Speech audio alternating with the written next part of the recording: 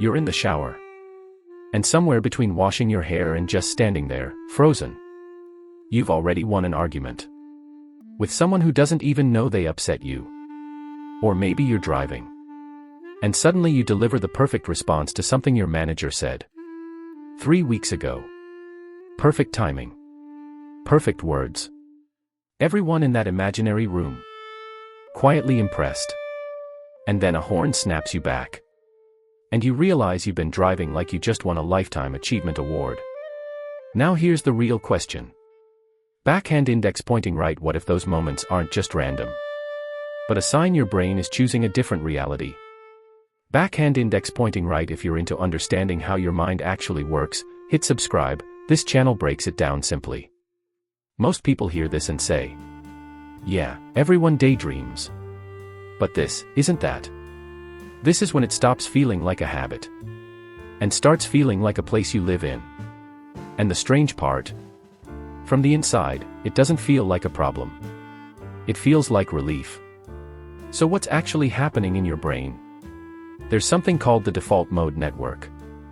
It activates when you're not focused on the outside world. When you stop paying attention, your brain turns inward. And it starts generating you. Your memories. Your fears. Your imagined conversations. Your future scenarios. That part is normal. But for some people, this network doesn't just turn on sometimes. It becomes the default setting. And when that happens, something shifts. The brain starts finding internal reality more rewarding than the real world. And slowly, real life starts to feel flat. Like it's missing something. In 2002, psychologist Eli Summer identified this pattern and called it maladaptive daydreaming. Not the best name, but it's the closest we've got. Because this isn't just distraction. People can spend hours, sometimes most of their day, inside these mental worlds. With characters, storylines, emotions that feel completely real. And almost all of them share one thing. Backhand index pointing right. The inner world gives them something real life didn't. Not in a lazy, escaping responsibility way, but in a deeper way. Control. Closure. Connection, without risk. In your mind, you can replay conversations. Fix them. Win them. Be understood, finally. And honestly, that's not weakness. That's adaptation. But here's where it starts to cost something. Your brain learns that your emotional needs can be met without reality. And once that happens, real life starts to feel harder. Because real people are unpredictable. Real conversations don't follow scripts. Real connection takes time and vulnerability. But your mind, it never disappoints you. So you keep going back. And then comes the part nobody talks about. The shame loop. You're deep in a scenario. And somewhere in the background, you know time is passing. You know life is moving. Without you. And when you come back, there's this weird emotional aftertaste. Hard to explain. But you feel it.